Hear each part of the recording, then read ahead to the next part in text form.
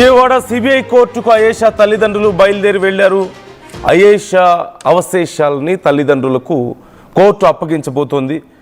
ఇవాళ రెండోసారి అయేషాకు అంత్యక్రియలు నిర్వహించబోతున్నారు. గుంటూరు జిల్లా తెనాలిలో అయేషా అంతిమ సంస్కారాలు నిర్వహించబోతున్నారు. కూతుర్ని తలుచుకొని గుండెలు పగిలేలా ఏడుస్తున్నారు ఆ తల్లిదండ్రులు. 18 ఏళ్లు విచారణ చేపట్టి నిందితుల్ని పట్టుకోకుండానే కేసును క్లోజ్ చేశారు పోలీసులు, సిబిఐ అధికారులు అంటూ ఆవేదన వ్యక్తం చేస్తున్నారు. ఇప్పుడు కోర్టుకి బయలుదేరి వెళ్లే సమయంలో కూడా ఆర్టీవీ వాళ్ళతో ఇంటరాక్ట్ అయింది. ఇప్పుడు కోర్టు వద్దకు చేరుకుంటున్నట్లుగా తెలుస్తోంది. ఈ నేపథ్యంలో కోర్టు వద్ద పరిస్థితి ఏంటి, ఆ ప్రొసీజర్ అంతా ఎలా ఉండబోతుంది?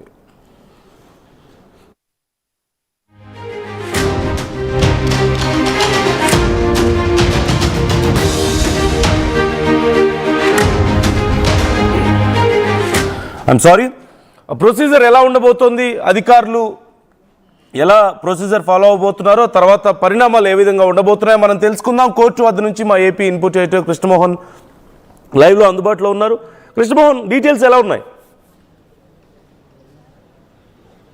ఎస్ నందు, మనం ఉదయం నుంచి కూడా అయేషా మీరా తల్లిదండ్రులని ట్రాక్ చేస్తూ వచ్చిన పరిస్థితి మనం చూసాం. ఇప్పుడే తెనాల నుంచి కూడా వాళ్ళు బయలుదేరి మరి కాసేపట్లో విజయవాడ సిబిఐ కోర్టుకి హాజరయ్యే పరిస్థితి అయితే మనకు కనబడుతుంది. వాళ్ళు దాదాపుగా 10 గంటల ప్రాంతంలో హాజరవుతారు.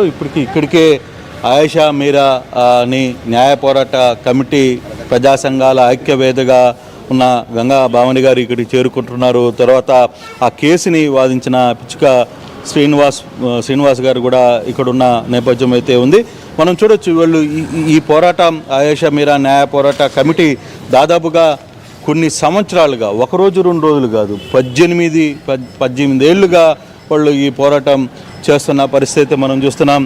జోహార్ అయేషా మీరా, జోహార్ అయేషా మీరా అని చెప్పి ఇక్కడ రాసిన అయేషా మీరా తల్లిదండ్రులు అడిగింది తమ కూతురు చంపిన హంతకులపై కేసు, కానీ వారికి ఆలస్యంగా ఇచ్చింది తవ్వి తీసిన వారి కూతురు శరీర అవశేషాలు.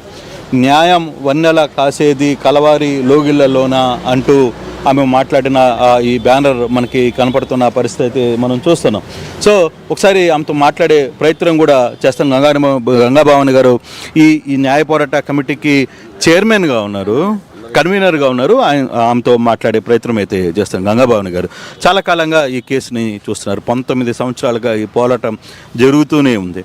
కానీ ఇప్పుడు వరకు కూడా మీరు ఈ వర్షంలో ఏదైతే చెప్పారో కనీసం కేసు కూడా నమోదు కాదు, ఎవరు ఐడెంటిఫై కాలేని పరిస్థితి. అసలు ఏం జరుగుతోంది? పేదవాళ్ళకి న్యాయం అందదు, మహిళలకి న్యాయం అందదు అనేది ఇంకోసారి నిరూపించబడింది. ఇటీవల చూసిన మన కేసుల్లో ఇక్కడ అయేషా మీరా కానీ, అక్కడ హైదరాబాద్లో సినిమా యాక్టర్ మన అమ్మాయికి జడ్జిమెంట్ ఒకరే వచ్చింది, ప్రత్యక్ష జడ్జిమెంట్ వచ్చింది. అక్కడ తల్లి కూడా మా అమ్మాయికి న్యాయం జరగలేదు అంటుంది, ఇక్కడ తల్లికి కూడా ఇక్కడ న్యాయం జరగలేదు. ప్రధానంగా ఈ వ్యవస్థలో ఉన్న లోపాలన్నీ ఈ కేసు ద్వారా మనకు బయటపడుతున్నాయి. ప్రధానంగా ఇన్వెస్టిగేషన్ రిపోర్ట్ మెయిన్ ఫెయిల్యూర్. ఇక్కడ ఎవరు ముద్దాయిలు అని పట్టుకునే దానికంటే అసలు నేరం చేసిన ఎట తప్పించాలా అనే దాని మీద మొత్తం ఇన్వెస్టిగేషన్ జరిగింది.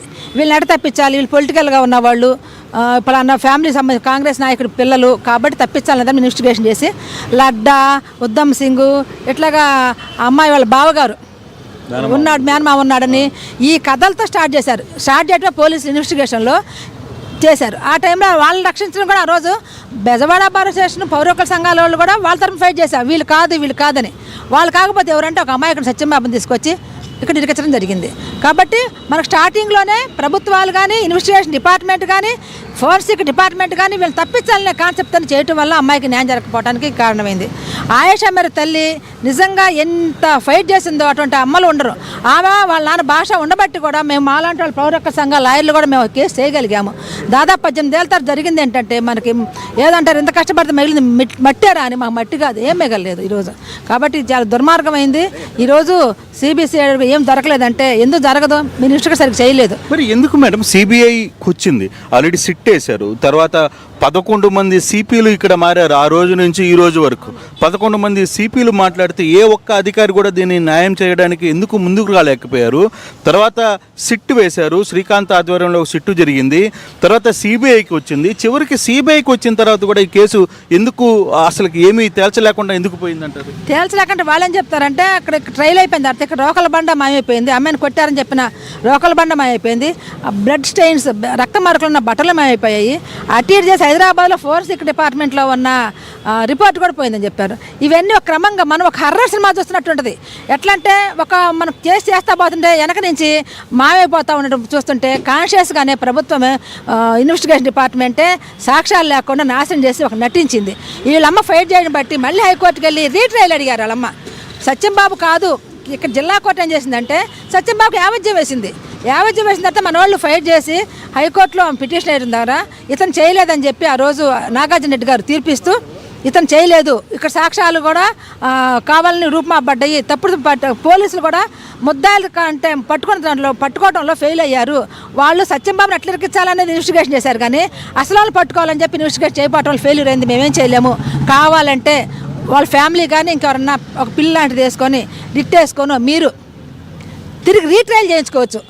దాదాపు ఇండియాలోనే రీట్రయల్ అనే కేసు 4-5 అంట ఇచ్చింది. ఇది మెయిన్ కేసు అనమాట. ఈ రీట్రయల్లో కూడా ఆమె నమ్మి